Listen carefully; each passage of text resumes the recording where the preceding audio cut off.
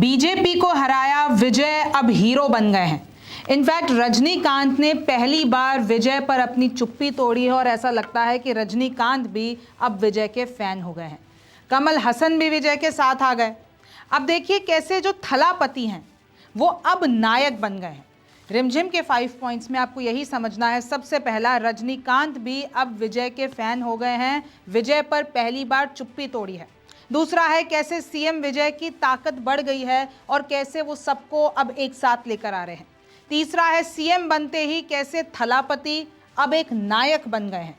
चौथा है लोकसभा 2029 चुनावों में क्या अब विजय अपना जलवा दिखा पाएंगे। और पांचवा है कि दक्षिण के 3 बड़े राज्य तमिलनाडु, तेलंगाना और आंध्र प्रदेश, इनकी राजनीति क्या है, कैसे ये लोग अब तैयारी कर रहे हैं 2029 चुनावों की, सब कुछ आसान भाषा में। नमस्ते, मेरा नाम रिमझिम जेठानी है और आप मेरा शो रिमझिम के 5 पॉइंट्स देख रहे हैं। रजनीकांत, सुपरस्टार रजनीकांत, जिन्हें लिटरली अगर मैं साउथ की बात करती हूं तो उनको भगवान माना जाता है, उन्होंने पहली बार विजय पर चुप्पी तोड़ी है और कहा है कि मैं शॉक्ड था, यानी कि मैं सरप्राइज था जैसे ही मैंने खबर सुनी कि चीफ मिनिस्टर बन गए हैं विजय। और देखिए मुझे कोई जलन नहीं है विजय से, मैं तो राजनीति में हूं भी नहीं, और जो विजय हैं वो मुझसे बहुत छोटे हैं। अब मैं उनसे जलन नहीं कर सकता और मैं तो ये कहता हूं कि मुझे बड़ी खुशी हुई। और देखिए कैसे विजय ने अकेले ही बीजेपी को हराया जो कि केंद्र में बैठती है। इनफैक्ट 2 बड़ी पार्टियां जो तमिलनाडु की हैं, जो दशकों से राजनीति करती आ रही है, जीतती आ रही है, उनको हरा दिया। People have high expectations from Vijay. Vijay से अब बड़ी एक्सपेक्टेशंस हैं और वो उसको पूरा करेंगे, ये पूरा जो है हम उम्मीद लगाते हैं। लेकिन आपको उनको 2 साल तो देने पड़ेंगे। 2 साल उनको आपको डिस्टर्ब नहीं करना है और जो उनके जो फैंस हैं उनको विजय की रेपुटेशन को ख़राब नहीं करना है, ये रजनीकांत का कहना है। इनफैक्ट रजनीकांत ने ये कहा कि विजय ने ऐसा कुछ अचीव किया है जो एमजीआर और एनटीआर भी नहीं कर पाए। विजय ने अकेले ही बीजेपी को हराया जो कि सेंटर पे बैठती है, अकेले ही 2 बड़ी द्रविडियन पार्टीज को हराया और मैं शॉक्ड भी था और खुश भी था कि विजय ऐसा कर पाए हैं। फिर देखिए वही चीज़ जो मैं आपको बता रही हूँ कि बार बार ये चीज़ कही रजनीकांत ने कि मैं शॉक्ड हूँ और विजय ने जो कर दिखाया है वो आज तक किसी ने नहीं किया। इनफैक्ट उन्होंने क्लैरिफिकेशन भी दी। आपको पता है ना, जैसे ही ये पूरे नतीजे आए थे तो चले गए थे रजनीकांत स्टालिन से मिलने। सब ने ये अफवाह उड़ाई कि भाई ये नहीं चाहते थे कि विजय सीएम बने, स्टालिन के क्योंकि ये मित्र हैं तो स्टालिन को सपोर्ट करने पहुंच गए। विजय के सीएम बनने से रजनीकांत खुश नहीं है। तो आज इसलिए ही रजनीकांत ने एक प्रेस कॉन्फ्रेंस की और कहा कि मुझे बुरा लगा कि स्टालिन हार गए हैं, वो अपनी सीट से हारे, तो मैं उनसे मिलने गया क्योंकि वो मेरे बहुत पुराने मित्र हैं। और इसका मतलब ये नहीं है कि मैं विजय के लिए खुश नहीं हूँ, इसका मतलब ये नहीं है कि मैं चाहता था कि डीएमके और एआईडीएमके मिल जाए, इसका मतलब ये नहीं है कि मुझे जलन है। इनफैक्ट मैं आपको बताऊं, जो रजनीकांत है उन्होंने कहा कि रजनी जो है वो जलन नहीं कर सकता है। एक तो मैंने आपको रजनीकांत का एग्जाम्पल दिया, दूसरे हैं कमल हसन। कमल हसन खुद जाके विजय से मिले और वो भी यही चीज़ कह रहे हैं, विजय सीएम बने हैं, एटलीस्ट हमको उनको 6 महीने तो देने चाहिए, 6 महीने दीजिए। और फिर देखिए कोई भी अगर तमिलियन सत्ता में है वो द्रविडियन ही है, वो द्रविडियन पार्टी ही है, तो आपको 6 महीने देने पड़ेंगे। Vijay has become CM, we should give him 6 months।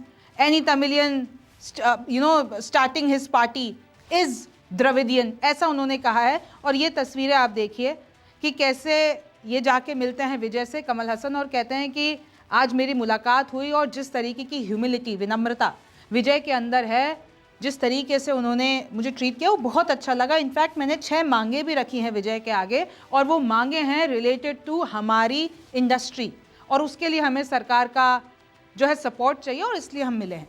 तो विजय के लिए एक बात कही जा रही है कि विजय जो थलापति हैं वो नायक बन गए हैं, सबको एक साथ लेकर आ रहे हैं।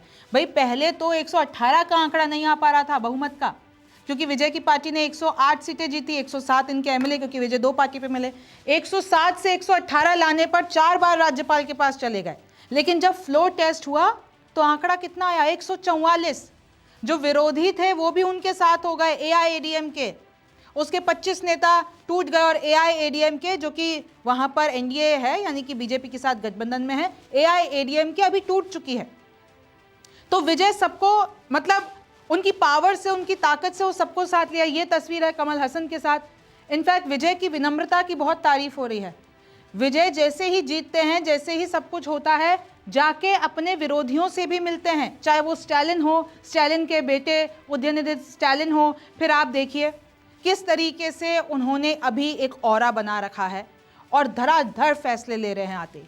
ये दो तस्वीरें हमने इसलिए लगाई है क्योंकि अभी हम आगे जो है शो में हम तेलंगाना की भी बात करने वाले हैं, क्योंकि वहाँ के जो CM है रेवंत रेड्डी, जो कि खुद कांग्रेस पार्टी के हैं, वो ये कह रहे हैं कि 2029 में राहुल गांधी को CM चेहरा बनाएंगे, माफ़ कीजिएगा PM चेहरा बनाएंगे। PM चेहरा होंगे इंडिया गठबंधन का राहुल गांधी। और ये मैंने तस्वीर इसलिए लगाई है क्योंकि नायडू जो हैं, जो आंध्र प्रदेश के CM हैं और जो मोदी के साथ अपनी गठबंधन सरकार में है, भाई केंद्र में जो इस बार बीजेपी की सरकार आई, वो क्यों आई? दो कारणों से। एक तो मिला साथ नायडू का, चंद्रबाबू नायडू का आंध्र प्रदेश से, और एक मिला साथ JDU का यानी नीतीश कुमार का। तो जो नायडू हैं वो ये कह रहे हैं कि अब हमको यानी आंध्र प्रदेश को अपनी जो पॉपुलेशन है वो बढ़ानी पड़ेगी, और ये सब कुछ परिसीमन की वजह से हो रहा है। इन सबको हम थोड़ा डिटेल में बात करेंगे, लेकिन अभी हम पहले विजय वाला जो टॉपिक है वो खत्म करते। तो देखिए कैसे CM विजय की बड़ी ताकत सब हुए। एक मैंने आपको ऑलरेडी बताया, AIADMK का विजय को फ्लोर टेस्ट में 7 मिला, 25 आ जाते हैं। स्टालिन से मिलने गए, आंकड़ा 144 तक पहुंच गया। और कैसे अब नायक जैसे फैसले ले रहे हैं। एक एक्टिविस्ट हैं जिनका नाम है लिसिप्रिया कांगुजेम। उन्होंने एक पोस्ट किया था कि विजय जी आप जो है VIP कल्चर ख़त्म कीजिए। ये जो तौलिए लगाए जाते हैं ना इनके CM के कुर्सियों के पीछे, ब्यूरोक्रेट्स के कुर्सियों के पीछे, नेताओं के, वो वाला VIP कल्चर ख़त्म कीजिए। तुरंत पता चलता है कि अगले दिन जैसे ही मीटिंग लेते हैं विजय, तो वो तौलिया गायब है। तो फिर वो थैंक्स लिखती हैं कि आपने एक बदलाव किया, आपको जो आपने ये जो बदलाव किया है ये बहुत ही बड़ी बात है। एक तो आप ये देख लीजिए। दूसरा आप देखिए CMO तमिलनाडु का पेज है X पर, लगातार वहाँ से रोज़ एक नया सर्कुलर आता है। सबसे पहले तमिलनाडु के जो CM है विजय, उन्होंने पेट्रोलियम प्रोडक्ट्स की जो देखिए कि कैसे statement by honourable Tamil Nadu chief minister regarding the increase in prices of petroleum product. अभी जो पेट्रोल के दाम बढ़ गए थे उस पर उन्होंने ये जताया कि कैसे अब हमको सेटल करने की ज़रूरत है, यानी कि डायरेक्ट उन्होंने केंद्र सरकार से एक तरीके से बात करने की कोशिश की अपने लेटर के थ्रू। फिर उन्होंने डायरेक्ट श्री नरेंद्र मोदी को पत्र लिखा और कहा कि आप इम्पोर्ट ड्यूटी जो कॉटन पे लगती है उसको ख़त्म कर दीजिए।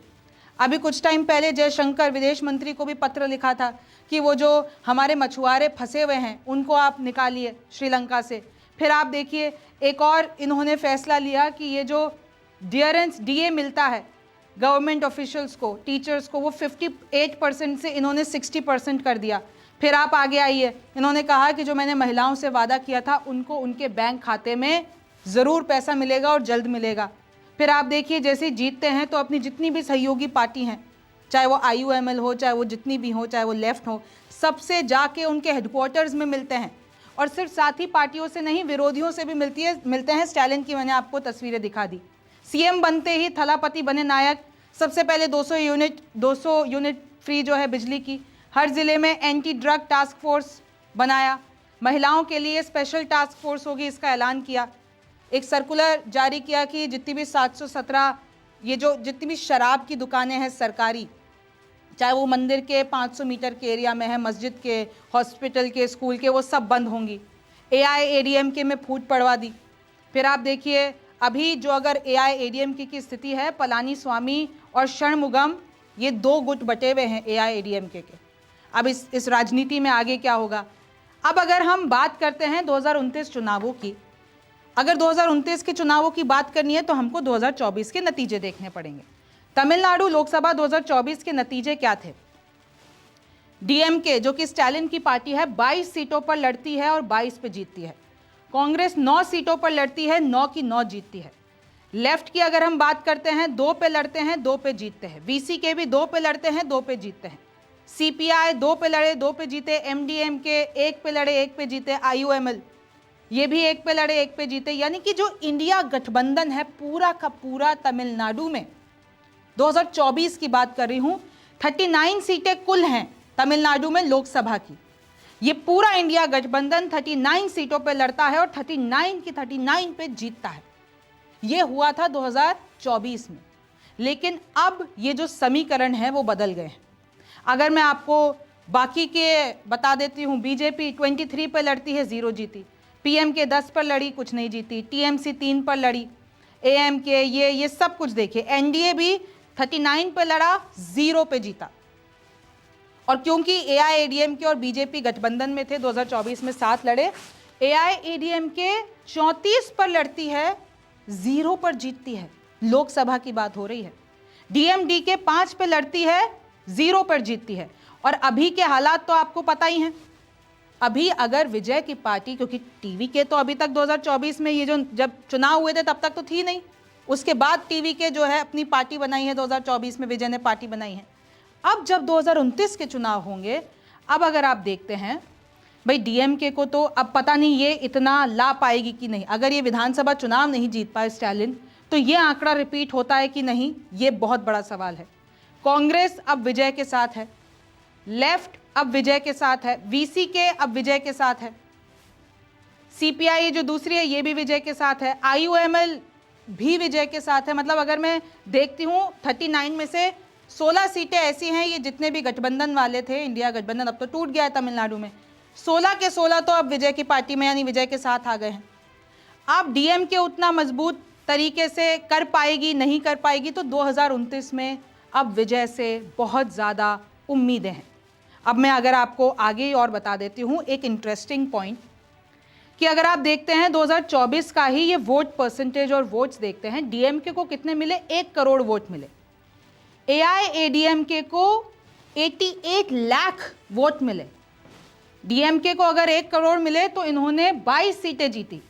एआईएडीएमके को 88 लाख मिले, 0 सीटें जीती। और ऐसा नहीं है, कांग्रेस को 46 लाख वोट, लेफ्ट को 10 लाख मिले, बीजेपी को भी 48 लाख वोट मिले थे, लेकिन ये कोई भी वोट जीत में परिवर्तन नहीं हो पाए। अब देखिए 2029 का जो लोकसभा चुनाव है तमिलनाडु के अंदर, वो बहुत इंटरेस्टिंग होगा, क्योंकि अगर आप अभी वाला विधानसभा वाला आंकड़ा देखते हैं जिसमें अभी विजय सीएम बने हैं, तो टीवीके को कितने 108 मिले, डीएमके 59, एकदम कम हो गई। इधर एडीएमके 47, एआईएडीएमके 47, और बाकी इन सबको मिले, कांग्रेस को 5 मिले, आईयूएमएल को 2 मिला, ये वाला आंकड़ा आपको पता है। और बीजेपी को मात्र 1 सीट मिली, ये अभी का आंकड़ा है। और अगर हम वोट परसेंटेज भी देखते हैं, वोट परसेंटेज टीवीके का बताती हूँ इस बार का, वो है 34.92%, और अगर मैं आपको डीएमके का बताती हूँ वो है 24.19%। तो अब देखिए पूरे के पूरे समीकरण 2029 में बदलने वाले हैं। लेकिन इससे पहले आपको ये जानने की ज़रूरत है दक्षिण के 3 बड़े राज्य, उनकी अभी क्या राजनीति चल रही है। तमिलनाडु में आपको क्लियर है, सीएम विजय कह रहे हैं हमारी जो लड़ाई है वो सोशल इनजस्टिस के खिलाफ है। अब तमिलनाडु में राहुल गांधी भी इसी मुहिम के साथ है, क्योंकि राहुल गठबंधन सरकार में है विजय के साथ। आंध्र प्रदेश जो कि मोदी के मंत्री हैं, सीएम चंद्रबाबू, वो ये कह रहे हैं कि भैया हमारा ध्यान होना चाहिए परिसीमन पर। उन्होंने डायरेक्ट नहीं कहा, लेकिन उन्होंने क्या कहा है मैं आपको बताती हूँ। उन्होंने ऐलान किया कि अगर आप लोग तीसरा बच्चा पैदा करोगे तो आपको 30,000 रुपये मिलेंगे, चौथा बच्चा पैदा करोगे 40,000 रुपये मिलेंगे। जनसंख्या नियंत्रण के पक्ष में मैं था पहले, नायडू कहते हैं, लेकिन अब समय बदल गया है, क्योंकि अब साउथ की स्टेट्स को समझ में आ गया है कि अगर परिसीमन होता है, अगर ये महिला आरक्षण भी 33% वाला लागू हो जाता है, तो बहुत कम सीटें साउथ को मिलने वाली हैं, और उससे इनका बार्गेनिंग पावर कम होगा अगर हम लोकसभा चुनावों की बात करते हैं तो। फिर उन्होंने ये और कहा, दूसरे बच्चे के जन्म पर 25,000 रुपये की प्रोत्साहन राशि देने पे भी सरकार हमारी विचार कर रही है। हर बच्चे पर 26 हफ्ते यानी 6 महीने की मातृत्व अवकाश मिलेगा। अब नायडू के बयान को ऑब्वियसली परिसीमन से जोड़कर देखा जा रहा है। अब नायडू तो सरकार में है, यानी जो केंद्र सरकार है, एनडीए की सरकार है, वो तो उनके साथ है। और भारत की पॉलिसी क्या है कि आप पॉपुलेशन कंट्रोल कीजिए, हम दो हमारे दो से ज़्यादा बच्चे पैदा नहीं करें। लेकिन ये साउथ के जो स्टेट्स हैं वो अब कह रहे हैं कि नहीं आप कीजिए। ऐसा ही कुछ आपको पता है, रूस, चाइना, जापान, ये सब भी अलग अलग तरीके के ऑफर्स देते हैं ताकि जनसंख्या बढ़े तो हमारी बार्गेनिंग पावर बढ़े। तो एक ही सरकार में होके बीजेपी अलग कह रही है कि नियंत्रण कीजिए पॉपुलेशन, और क्योंकि ये दक्षिण से आते हैं और क्योंकि इनको भी अब डर है कहीं इनकी बार्गेनिंग पावर कम ना हो जाए, तो वो भी यही सब कुछ कर रहे हैं। तेलंगाना के सीएम रेवंत रेड्डी क्या कर रहे हैं, क्या कह रहे हैं? कांग्रेस के हैं, ऑब्वियसली तेलंगाना में कांग्रेस की सरकार है। वो ये कह रहे हैं राहुल 2029 के पीएम चेहरा हम बनाने की सोच रहे हैं और वही होने चाहिए। इंडिया गठबंधन पहले अपना पीएम चेहरा अनाउंस करेगा राहुल गांधी को, उसके बाद सारे दलों को एक साथ लेगा। लोग स्विगी स्टाइल राजनीति चाहते हैं। एक कॉन्क्लेव में इन्होंने बोला है स्विगी स्टाइल राजनीति क्या होती है, जिसमें तुरंत और सीधे परिणाम मिले। रेवंत ने कहा राहुल राष्ट्रीय जिम्मेदारी के लिए तैयार है, हालांकि उनकी कोई महत्वाकांक्षा नहीं है। राहुल व्यक्तिगत रूप से पीएम की महत्वाकांक्षा नहीं रखते। तो आप देखिए इस तरीके से इस वक्त दक्षिण की राजनीति चल रही है। अब इसका असर 2029 के चुनावों पे क्या होगा ये तो वक्त बताएगा। आपको क्या लगता है मुझे कमेंट सेक्शन में ज़रूर बताइए। मेरा नाम रिमझिम जेठानी है, आपसे फिर मुलाकात होगी।